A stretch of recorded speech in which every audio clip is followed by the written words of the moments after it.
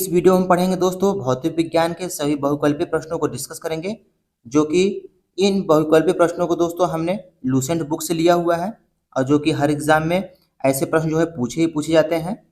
चलिए शुरुआत करते हैं। यहाँ पे पहले प्रश्न है, तो पहला प्रश्न यहाँ पे है दोस्तों, कार्य का मात्रक बताइए। पहला प्रश्न कहता है कार्य का मात्रक बताइए। तो कार्य का मात्रक क्या होता है दोस्तों? जूल होता है। कार्य का मात्रक क्या होता है? जूल। एक और मात्रक होता है दोस्तों, कार्य का मात्रक एक और होता है न्यूटन मीटर। कार्य का दूसरा मात्रक क्या होता है? न्यूटन मीटर होता है। अगला प्रश्न देखते हैं दोस्तों। अगला प्रश्न है, प्रकाश वर्ष इकाई है। प्रकाश वर्ष किसकी इकाई होती है दोस्तों? दूरी की। प्रकाश वर्ष जो होता है वो दूरी की इकाई होती है। अगला प्रश्न देखेंगे दोस्तों, प्रश्न नंबर यहाँ पे 3 है। एम्पियर मात्रक है। एम्पियर किसका मात्रक होता है? विद्युत धारा का मात्रक क्या होता है? एम्पियर होता है। अगला प्रश्न है यहाँ पे, निम्नलिखित में से समय का मात्रक नहीं है। निम्नलिखित में से समय का मात्रक नहीं है, तो इसमें समय का मात्रक जो है प्रकाश वर्ष नहीं है। प्रकाश वर्ष दोस्तों दूरी का मात्रक होता है। अगला प्रश्न देखते हैं। प्रश्न नंबर यहाँ पे 5वां है दोस्तों, पारसेक। पारसेक इकाई है किसकी? पारसेक जो है वो दूरी की इकाई होती है। पारसेक किसकी इकाई होती है दोस्तों? दूरी की। अगला प्रश्न है, निम्नलिखित में से कौन सा एक सुमेलित नहीं है? इनमें कौन सी एक सुमेलित नहीं है? ध्वनि की प्रबलता की इकाई क्या होता है दोस्तों? डेसिबल होता है, ये सही है। शक्ति की इकाई क्या होता है? अश्वशक्ति, ये भी सही है। दूरी की इकाई क्या होता है? समुद्री मील, ये भी सही है। उष्मा की इकाई सेल्सियस नहीं होता है, ये गलत है। तो प्रश्न के हिसाब से ऑप्शन डी इसका राइट आंसर हो जाएगा। अगला प्रश्न देखेंगे दोस्तों। प्रश्न नंबर यहाँ पे 7 है, ल्यूमेन। ल्यूमेन जो है किसका मात्रक होता है? ल्यूमेन दोस्तों ज्योति फ्लक्स का मात्रक होता है। ल्यूमेन किसका मात्रक होता है? ज्योति फ्लक्स का मात्रक होता है।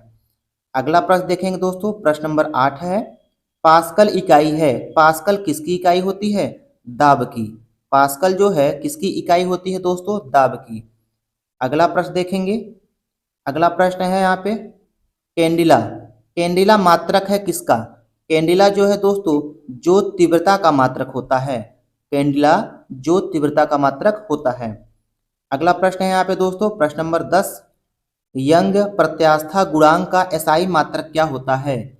यंग प्रत्यास्था गुणांक का एसआई मात्रक होता है न्यूटन प्रति मीटर स्क्वायर होता है। अगला प्रश्न देखेंगे दोस्तों। प्रश्न नंबर 11 है यहाँ पे, निम्नलिखित युग्मों में से किन भौतिक राशियों के समान बीमीय सूत्र नहीं होते?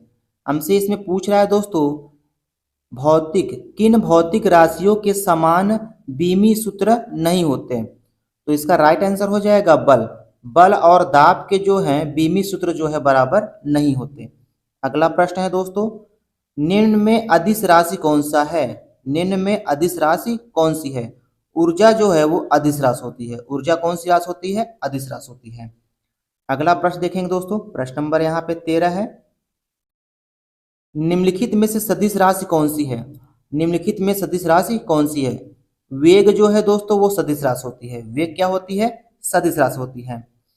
अगला प्रश्न देखेंगे दोस्तों, पदार्थ के संवेग और वेग के अनुपात से कौन सी भौतिक राशि प्राप्त होती है? पदार्थ के संवेग, संवेग को व्यक्त किया जाता है दोस्तों p से, और वेग के अनुपात मतलब p/v। ठीक है, कौन सी भौतिक राशि प्राप्त की जाती है? द्रव्यमान। कौन सी भौतिक प्राप्त की जाती है दोस्तों? द्रव्यमान। द्रव्यमान बराबर होता है संवेग बटा वेग। अगला देखते हैं दोस्तों, यहाँ पे प्रश्न नंबर 15 देखते हैं, शून्य में स्वतंत्र रूप से गिरने वाली वस्तुओं की, शून्य में स्वतंत्र रूप से गिरने वाले वस्तुओं की समान त्वरण होता है। तो ऑप्शन सी इसका राइट आंसर हो जाएगा। 16 देखते हैं दोस्तों, जब 2 किलोग्राम वाले द्रव्यमान में, जब 2 किलोग्राम वाले द्रव्यमान पर 5 न्यूटन का बल लगाया जाता है तो उसमें उत्पन्न होने वाला त्वरण कितना होगा? तो दोस्तों कैसे लगाएंगे इस सवाल को? सूत्र होता है F बराबर ma। F बराबर क्या होता है? ma। F क्या है? ये बल है, m द्रव्यमान है, a जो है त्वरण है। तो बल का मान कितना है दोस्तों दिया है? 5 न्यूटन। तो यहाँ रख देंगे कितना? 5 रख देंगे। द्रव्यमान का मात्रा कितना दिया हुआ है? द्रव्यमान दिया है 2 kg, तो यहाँ रखेंगे 2। और यहाँ है त्वरण ए। तो 2 से इसको कैंसिल कर देंगे दोस्तों, कितना आएगा 2.5। त्वरण का मात्रक होता है दोस्तों मीटर प्रति सेकंड स्क्वायर। तो 2.5 मीटर प्रति सेकंड स्क्वायर इसका राइट आंसर हो जाएगा, जैसा कि ऑप्शन ए यहाँ पे मैच कर रहा है। अगला प्रश्न देखें दोस्तों, प्रश्न नंबर यहाँ पे 17 देखेंगे। एडजस्ट कर लेते हैं दोस्तों थोड़ा सा। चलिए यहाँ पे देखेंगे प्रश्न नंबर 17। प्रश्न नंबर 17 कहता है दोस्तों, किसी भी स्थिर या गतिशील वस्तु की स्थिति और दिशा में तब तक कोई परिवर्तन नहीं होता जब तक कि उस पर कोई बाहरी बल सक्रिय न हो। तो ये न्यूटन का कौन सा नियम है दोस्तों? तो ये न्यूटन का गति विषयक प्रथम नियम होता है। न्यूटन का गति विषयक ये प्रथम नियम है। अगला प्रश्न देखेंगे दोस्तों, प्रश्न नंबर यहाँ पे 18 है। रॉकेट किस सिद्धांत पर काम करता है? रॉकेट जो है किस सिद्धांत पर काम करता है दोस्तों? संवेग संरक्षण के सिद्धांत पर काम करता है। अगला प्रश्न है, अश्व यदि अचानक चलना प्रारंभ कर देता है, अश्व यदि अचानक चलना प्रारंभ कर देता है तो अश्वारोही के गिरने की आशंका का क्या कारण होता है? विश्राम जड़त्व। विश्राम जड़त्व इसका राइट आंसर हो जाएगा। अगला प्रश्न देखते हैं दोस्तों, प्रश्न नंबर यहाँ पे 20 है। चलती हुई बस जब अचानक ब्रेक लगाती है तो उसमें बैठे हुए यात्री आगे की दिशा में गिरते हैं। इसको किसके द्वारा समझाया जा सकता है? न्यूटन के पहले नियम से समझाया जा सकता है। अगला प्रश्न देखते हैं दोस्तों, बल का गुणनफल है, बल का गुणनफल है द्रव्यमान और त्वरण का। बल जो है द्रव्यमान और त्वरण का क्या होता है? गुणनफल होता है। अगला प्रश्न देखते हैं दोस्तों, प्रश्न नंबर 21 है। शरीर का वजन, शरीर का वजन जो होता है वो ध्रुवों पर अधिकतम होता है। शरीर का वजन ध्रुवों पर अधिकतम होता है। अगला प्रश्न है दोस्तों, किसी मनुष्य का भार पृथ्वी पर यदि 600 न्यूटन है, पृथ्वी पर यदि 600 न्यूटन है तब चंद्रमा पर इसका भार कितना होगा? तो ऐसे सवालों को दोस्तों कैसे लगाएंगे? पृथ्वी पर भार दिया है 600 न्यूटन का, हमसे पूछ रहा है चंद्रमा पर इसका भार कितना होगा। तो चंद्रमा पर इसका भार दोस्तों 1/6 गुना हो जाएगा। तो 600 का 1/6 निकाल लेंगे दोस्तों, कितना हो जाएगा? यहाँ पे इसको कैंसिल करेंगे, कितना आ जाएगा? 100 आ जाएगा। ठीक है, तो चंद्रमा पर इसका भार कितना होगा? 100 न्यूटन हो जाएगा। अगला प्रश्न देखेंगे दोस्तों, प्रश्न नंबर यहाँ पे 24 है। पृथ्वी की सतह पर किसी का भार 29.4 न्यूटन है, इसका द्रव्यमान क्या होगा? पृथ्वी की सतह पर किसी वस्तु का भार जो है 29.4 न्यूटन है, उसका द्रव्यमान क्या होगा? तो द्रव्यमान देखिए दोस्तों, भार बराबर होता है W बराबर होता है mg। W बराबर क्या होता है? mg। तो इस सूत्र में मान रख लेंगे तो आएगा 3 किलोग्राम, इसका राइट आंसर हो जाएगा।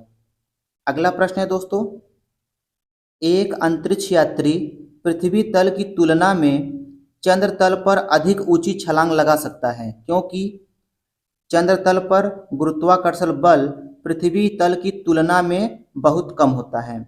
चंद्र तल पर गुरुत्वाकर्षण बल जो होता है वो पृथ्वी तल की तुलना में क्या होता है? कम होता है। अगला प्रश्न देखेंगे दोस्तों, प्रश्न नंबर यहाँ पे 26 है। 1 किलोग्राम राशि का वजन कितना होता है? 1 किलोग्राम राशि का वजन होता है दोस्तों 9.8 न्यूटन। 1 किलोग्राम बराबर होता है 9.8 न्यूटन के बराबर होता है। अगला प्रश्न है, जड़त्व आघूर्ण और कोणीय त्वरण का गुणनफल क्या होता है? जड़त्व आघूर्ण और कोणीय त्वरण का गुणनफल होता है दोस्तों टार्क। टार्क इसका राइट आंसर हो जाएगा। अगला प्रश्न देखेंगे दोस्तों, प्रश्न नंबर यहाँ पे 28 देखते हैं। प्रश्न नंबर 28 कहता है, जल के आयतन में क्या परिवर्तन होगा यदि तापमान 9 डिग्री सेल्सियस से गिराकर 3 डिग्री सेल्सियस कर दिया जाता है? तो इसका राइट आंसर हो जाएगा दोस्तों सी, आयतन पहले घटेगा और बाद में बढ़ेगा। अगला है प्रश्न, एक बीकर में पानी पर बर्फ तैर रही है, एक बीकर में पानी पर बर्फ तैर रही है। जब बर्फ पूरी तरह पिघल जाती है तो बीकर में पानी का तल कैसा रहता है? तो बीकर में पानी का तल उतना ही रहेगा, इसमें कोई परिवर्तन नहीं होगा। अगला प्रश्न देखेंगे दोस्तों, प्रश्न नंबर यहाँ पे 30 है। जब किसी बोतल में पानी भरा जाता है और उसे जमने दिया जाता है तो बोतल टूट जाती है, क्योंकि ऑप्शन ए इसका सही हो जाएगा। जब बोतल में पानी भर कर अगर हम दोस्तों फ्रिज में रख दें, अगर पूरी तरह से बर्फ बन के जम जाती है तो उसमें क्या होगा, पानी जमने पर उसका आयतन क्या हो जाएगा, बढ़ जाता है। इसलिए पानी जमने पर क्या होगा, इसका राइट आंसर फैल जाएगा, तो इसका राइट आंसर ए हो जाएगा। अगला प्रश्न है दोस्तों, अगला प्रश्न है, सड़क पर चलने की अपेक्षा बर्फ पर चलना कठिन होता है क्योंकि, ऑप्शन डी इसका सही हो जाएगा, बर्फ में सड़क की अपेक्षा घर्षण बल जो होता है वो कम होता है। अगला प्रश्न देखेंगे दोस्तों, एक नदी में चलता हुआ जहाज समुद्र में आता है, एक नदी में चलता हुआ जहाज जो है वो समुद्र में आता है, तब जहाज क्या होगा, तब जहाज जो है थोड़ा ऊपर आएगा, जहाज क्या होगा, थोड़ा ऊपर आएगा। अगला प्रश्न है दोस्तों, प्रश्न नंबर यहाँ पे 33, लोहे की कील पारे में क्यों तैरती है, लोहे की कील पारे में क्यों तैरती है जबकि यह पानी में जो है डूब जाती है। इसका राइट आंसर हो जाएगा ऑप्शन सी, लोहे का घनत्व तो पानी से अधिक होता है तथा पारे से कम होता है। अगला प्रश्न है, पानी का घनत्व तो अधिकतम होता है, पानी का घनत्व तो अधिकतम होता है दोस्तों 4 डिग्री सेल्सियस पर, पानी का घनत्व तो अधिकतम होता है 4 डिग्री सेल्सियस पर। अगला प्रश्न देखेंगे दोस्तों, प्रश्न नंबर 35 है, वस्तु की मात्रा बदलने पर अपरिवर्तित हो रहेगा, वस्तु की मात्रा बदलने पर कौन नहीं बदलेगा, घनत्व तो जो है नहीं बदलता। अगला प्रश्न है दोस्तों, प्रश्न नंबर 36, समुद्र में प्लवन करते आइसबर्ग, आइसबर्ग माने होता है दोस्तों बर्फ का टुकड़ा, का कितना भाग समुद्र की सतह से ऊपर रहता है, 1/10, 1/10 भाग ऊपर रहता है, ये इसका राइट आंसर हो जाएगा। अगला प्रश्न देखेंगे दोस्तों, प्रश्न नंबर यहाँ पे 37 है, बर्फ के दो टुकड़ों को आपस में दबाने पर टुकड़े आपस में चिपक जाते हैं क्योंकि, क्योंकि दाब अधिक होने से बर्फ का गलनांक जो होता है वो घट जाता है, दाब अधिक होने पर बर्फ का गलनांक घट जाता है। अगला प्रश्न दोस्तों, हवाई जहाज से यात्रा करते समय पेन से स्याही क्यों निकल जाती है, हवाई जहाज से यात्रा करते समय पेन से स्याही क्यों निकल जाती है दोस्तों, वायु दाब में कमी के कारण, जैसे जैसे दोस्तों हम ऊपर जाते हैं वैसे वैसे वायु दाब में क्या होती है, कमी होती है। अगला प्रश्न देखेंगे दोस्तों, अगला प्रश्न है दोस्तों प्रश्न नंबर 39, यहाँ पे देखेंगे प्रश्न नंबर 39, ऊंचाई की जगहों पर पानी 100 डिग्री सेल्सियस के नीचे के तापमान पर क्यों उबलता है, क्योंकि वायुमंडलीय दाब कम हो जाता है, अतः उबलने का बिंदु जो है वो नीचे आ जाता है। तो जैसे दोस्तों हम अगर ऊपर जाएंगे, जैसे जैसे हम पृथ्वी तल से ऊपर जाएंगे वैसे वैसे क्या हो जाएगा, वायुमंडलीय दबाव क्या हो जाएगा, कम होता जाएगा, ठीक है, और उबलने का बिंदु क्या हो जाएगा, नीचे आ जाएगा। अगला प्रश्न है 40, साबुन के बुलबुले के अंदर का दाब क्या होता है, साबुन के बुलबुले के अंदर का दाब जो होता है वो वायुमंडलीय दाब से अधिक होता है, साबुन के बुलबुले के अंदर का दाब वायुमंडलीय दाब से अधिक होता है। अगला प्रश्न देखें दोस्तों, प्रश्न नंबर यहाँ पे 41 है, वायुदाब मापी, वायुदाब मापी की रीडिंग में, वायुदाब मापी की रीडिंग में अचानक गिरावट इस बात का संकेत है, तूफानी होगा। जब दोस्तों वायुदाब मापी की जो रीडिंग होती है अगर उसमें गिरावट का संकेत मिल रहा है, मतलब उसकी सुई जो है वो गिर रही है, तो हमें क्या संकेत मिलता है कि मौसम जो है कैसा होगा, तूफानी होगा। अगला प्रश्न है दोस्तों, प्रेशर कुकर में खाना जल्दी पकता है, प्रेशर कुकर में खाना जल्दी पकता है क्योंकि अधिक दाब पर पानी जो है अधिक तापक्रम पर उबलने लगता है, दाब अधिक होने पर ताप जो है अधिक तापक्रम पर ये क्या करने लगता है, उबलने लगता है।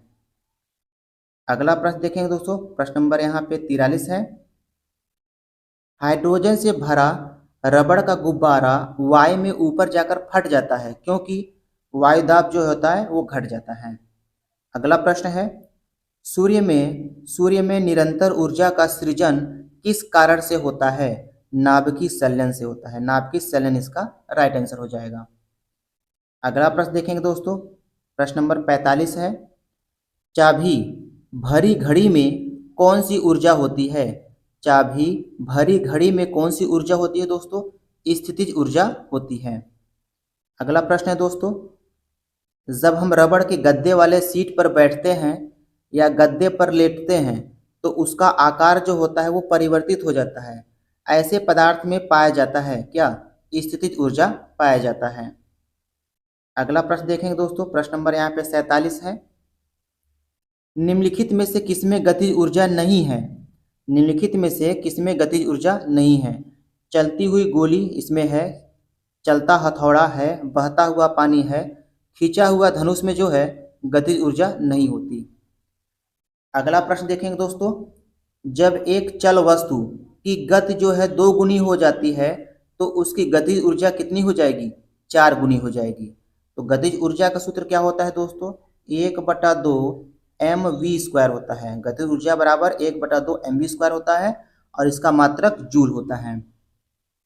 प्रश्न नंबर 49 देखेंगे दोस्तों, प्रश्न नंबर 49 है यहाँ पे, निम्नलिखित में से कौन सा नियम इस कथन को वैध ठहराता है कि द्रव्य का न तो सृजन किया जा सकता है और न ही विनाश किया जा सकता है?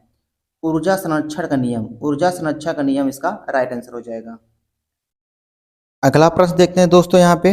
अगला प्रश्न है यहाँ पे, साइकिल चलाने वाला मोड़ लेते समय क्यों झुक जाता है? ऑप्शन 20 का राइट आंसर हो जाएगा। वह झुकता है ताकि गुरुत्व केंद्र आधार के अंदर बना रहे और वह उसे गिरने से बचाएगा। अगला प्रश्न देखते हैं दोस्तों, प्रश्न नंबर 51 है, दूध से क्रीम निकालने में कौन सा बल लगता है? दूध से क्रीम निकालने में दोस्तों अपकेंद्री बल लगता है। दूध से क्रीम निकालने पर अपकेंद्री बल लगता है। अगला प्रश्न है दोस्तों, जब एक पत्थर को चांद की सतह से पृथ्वी पर लाया जाता है, जब एक पत्थर को चांद की सतह से पृथ्वी पर लाया जाता है तो क्या होगा? इसका भार जो है बदल जाएगा परंतु द्रव्यमान वही रहेगा। इसका क्या होगा? भार बदल जाएगा परंतु द्रव्यमान नहीं बदलेगा। अगला प्रश्न देखते हैं दोस्तों। अगला प्रश्न है यहाँ पे, किसी लिफ्ट में बैठे हुए व्यक्ति को अपना भार कब अधिक जो है मालूम पड़ता है? जब लिफ्ट जो है त्वरित गति से ऊपर की ओर जा रही हो तब जो है लिफ्ट में बैठे हुए व्यक्ति को अपना भार अधिक मालूम पड़ता है। अगला प्रश्न है दोस्तों, एक लिफ्ट में किसी व्यक्ति का प्रत्यक्ष भार वास्तविक भार से कम कब होता है? जब लिफ्ट जा रही हो, जब लिफ्ट जा रही हो, त्वरण के साथ नीचे जा रही हो। अगला प्रश्न देखेंगे दोस्तों, प्रश्न नंबर यहाँ पे 55 है, पृथ्वी के गुरुत्वाकर्षण का कितना भाग, पृथ्वी के गुरुत्वाकर्षण का कितना भाग चंद्रमा के गुरुत्वाकर्षण के सबसे नजदीक है? 1/6 भाग। पृथ्वी के गुरुत्वाकर्षण का कितना भाग चंद्रमा के गुरुत्वाकर्षण के सबसे नजदीक है? 1/6 भाग। अगला प्रश्न है यहाँ पे, लोलक की कला विधि, लोलक की कला विधि जिसे टाइम पीरियड कहते हैं, यह जो है लंबाई के ऊपर निर्भर करता है। लोलक की जो टाइम पीरियड होता है दोस्तों, जिसे आवर्तकाल कहते हैं, यह लंबाई के ऊपर निर्भर करता है। अगला प्रश्न देखेंगे दोस्तों, प्रश्न नंबर यहाँ पे 57 है, लोलक घड़ियां गर्मियों में क्यों सुस्त हो जाती हैं? लोलक घड़ियां गर्मियों में क्यों सुस्त हो जाती हैं? इसका राइट आंसर हो जाएगा सी। लोलक की लंबाई जो होती है वो बढ़ जाती है जिससे इकाई दोलन में लगा हुआ समय जो होता है वो बढ़ जाता है। अगला प्रश्न है दोस्तों, किसी सरल लोलक की लंबाई अगर 4% बढ़ा दिया जाए, किसी सरल लोलक की लंबाई अगर 4% बढ़ा दिया जाए तो उसका आवर्तकाल जो है कितना परसेंट बढ़ जाएगा? इसका आधा बढ़ता है, तो 2% जो है इसका राइट आंसर हो जाएगा।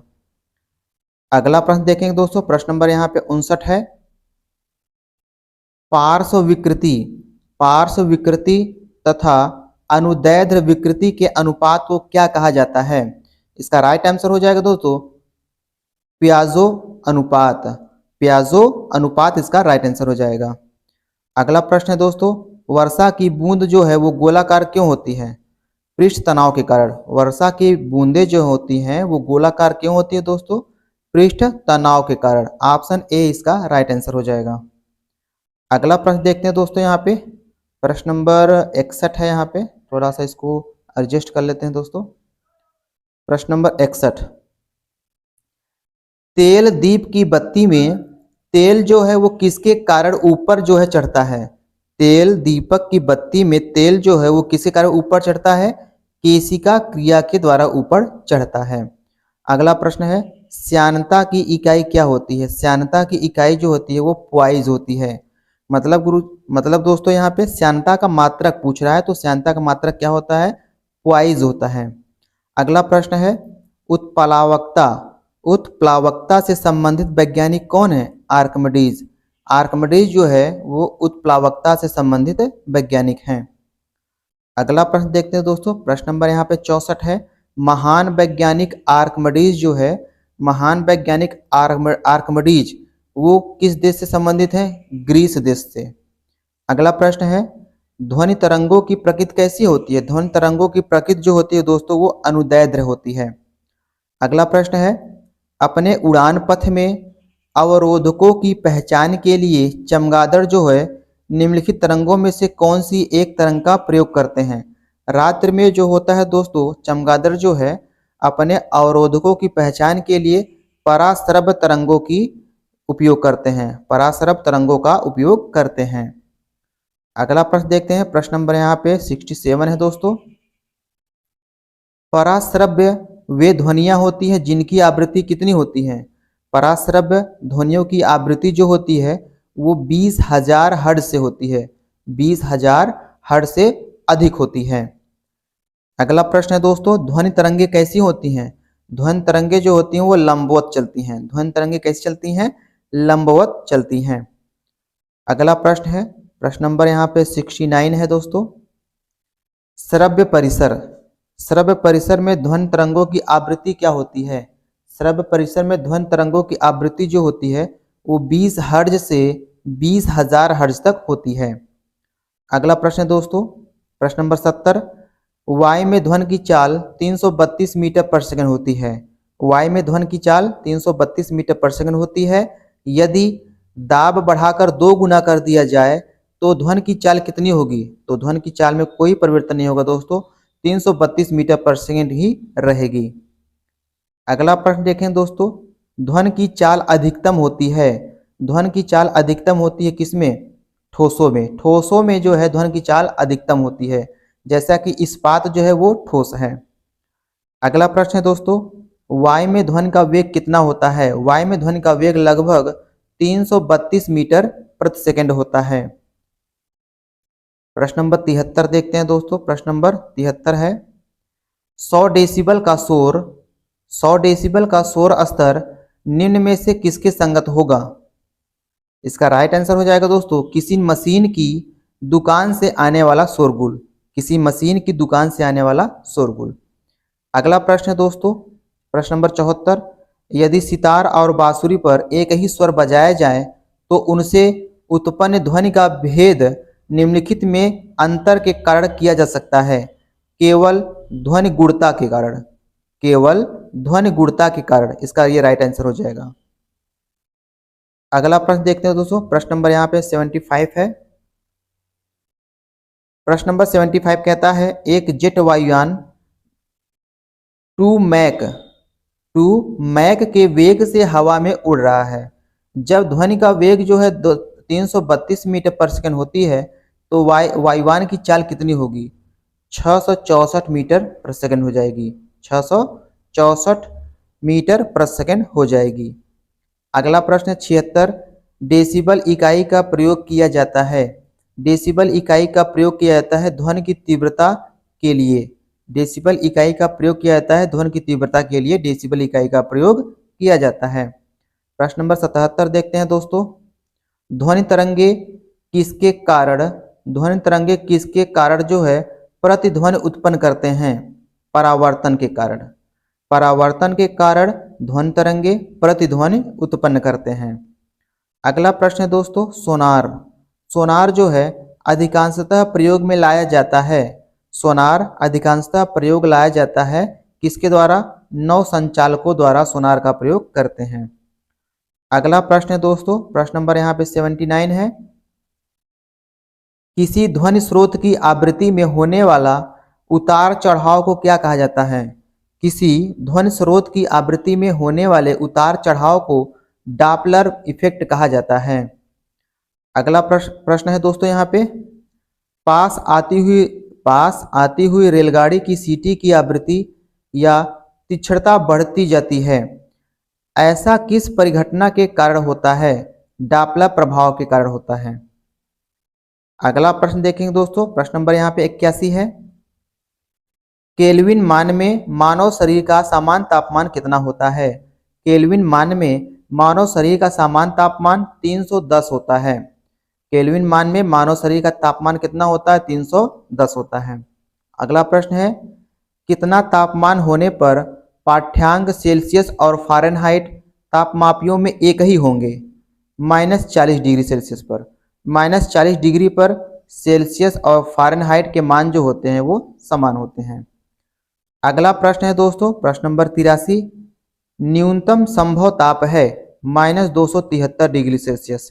न्यूनतम संभव ताप है -273 डिग्री सेल्सियस। अगला प्रश्न देखते हैं दोस्तों, किसी मनुष्य के शरीर का सामान्य तापक्रम कितना होता है? किसी मनुष्य के शरीर का सामान्य तापक्रम कितना होता है? 98.6 डिग्री फ़ारेनहाइट होता है। तो इसमें ऑप्शन लगभग में मिल रहा है, ये वाला ऑप्शन ए इसका राइट आंसर हो जाएगा। अगला प्रश्न देखते हैं दोस्तों, एक स्वस्थ मनुष्य के शरीर का तापमान कितना होता है? 37 डिग्री सेल्सियस होता है। अगला प्रश्न है, प्रश्न नंबर 86 है दोस्तों। ठंड के दिनों में लोहे के गुटके और लकड़ी के गुटके को प्रातःकाल में छुए तो लोहे का गुटका ज़्यादा ठंडा लगता है, क्योंकि लकड़ी की तुलना में लोहा ऊष्मा का अच्छा चालक होता है। अगला प्रश्न है दोस्तों, आणविक संचालन के द्वारा ऊष्मा का संचरण क्या कहलाता है? आणविक संचलन के द्वारा ऊष्मा का संचरण संवहन कहलाता है। अगला प्रश्न है दोस्तों यहाँ पे, प्रश्न नंबर 88 है। निम्नलिखित द्रवों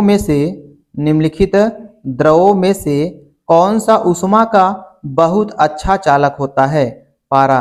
पारा जो है एक द्रव है जो ऊष्मा का बहुत अच्छा चालक होता है।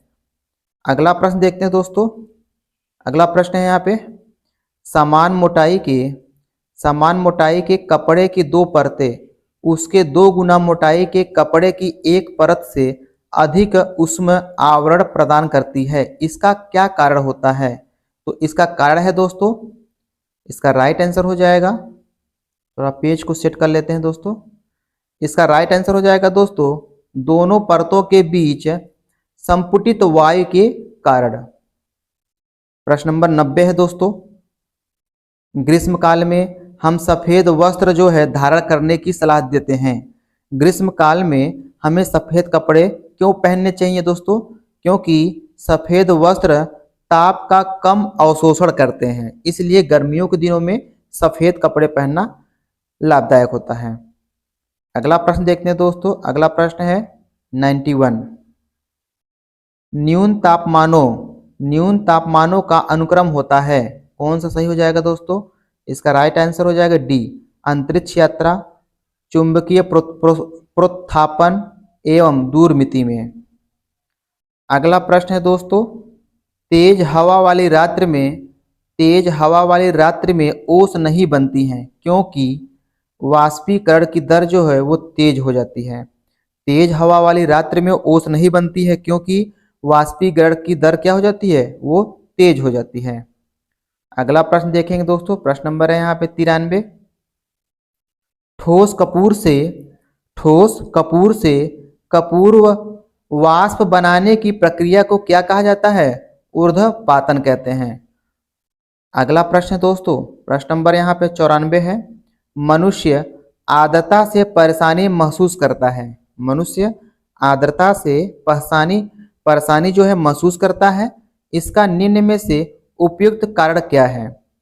ऑप्शन सी इसका राइट आंसर हो जाएगा, पसीने का आर्द्रता के कारण वाष्पित नहीं होना। जब दोस्तों शरीर में पसीना होता है तो वाष्पित जल्दी नहीं होता है, इसलिए जो है मनुष्य जो है परेशान रहता है।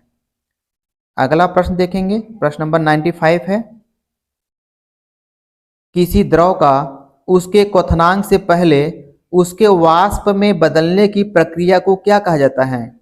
किसी द्रव का उसके क्वथनांक से पहले उसके वाष्प में बदलने की प्रक्रिया को वाष्पीकरण कहते हैं। अगला प्रश्न है दोस्तों, प्रश्न नंबर 96। पहाड़ों पर पानी निम्नलिखित तापमान पर उबलने लगता है। पहाड़ों पर पानी जो है कितने सेल्सियस पर पानी उबलने लगता है? 100 डिग्री सेल्सियस से कम पर, 100 डिग्री सेल्सियस कम पर पानी जो है उबलने लगता है। अगला प्रश्न देखेंगे दोस्तों, प्रश्न नंबर यहाँ पे 97 है। भाप से हाथ अधिक जलता है। भाप से हाथ अधिक जलता है अपेक्षाकृत उबलते जल से, क्योंकि भाप में गुप्त ऊष्मा अधिक होती है। भाप में गुप्त ऊष्मा अधिक होती है। अगला प्रश्न है दोस्तों यहाँ पे, ऊष्मागतिकी। ऊष्मागतिकी का पहला नियम जो है वो किस अवधारणा की पुष्टि करता है? ऊर्जा संरक्षण की। अगला प्रश्न देखते हैं दोस्तों, प्रश्न नंबर 99 है। प्रकाश तरंग किस प्रकार की तरंग है? प्रकाश तरंग जो है वो अनुप्रस्थ तरंगे होती हैं। अगला प्रश्न है दोस्तों, प्रश्न नंबर 100। प्रकाश विकिरण की प्रकृति होती है। प्रकाश विकिरण की प्रकृति कैसे होती है? तरंग एवं कण दोनों के समान होती है। तरंग एवं कण दोनों के समान होती है। प्रश्न नंबर दोस्तों 101 देखते हैं। प्रश्न नंबर 101। प्रश्न नंबर 101 है दोस्तों, माध्यम के तापमान में वृद्धि के साथ प्रकाश की गति क्या होती है? माध्यम के तापमान में वृद्धि के साथ प्रकाश की गति जो होती है दोस्तों वो क्या होती है? बढ़ती है। अगला प्रश्न है प्रश्न नंबर 102। प्रकाश की गति कितनी होती है? 3 × 10⁸ मीटर पर सेकंड होती है। प्रकाश की गति 3 × 10⁸ मीटर पर सेकंड होती है। अगला प्रश्न देखेंगे दोस्तों, प्रश्न नंबर यहाँ पे 103 है। 103 कहता है दोस्तों, सूर्य ग्रहण होता है। सूर्य ग्रहण होता है जब चंद्रमा जो है सूर्य और पृथ्वी के बीच में आ जाता है। जब चंद्रमा सूर्य और पृथ्वी के बीच आ जाता है तब सूर्य ग्रहण लगता है। अगला प्रश्न है दोस्तों, चंद्र ग्रहण कब लगता है? चंद्र ग्रहण दोस्तों वो पूर्णिमा के दिन लगता है। चंद्र ग्रहण पूर्णिमा के दिन लगता है।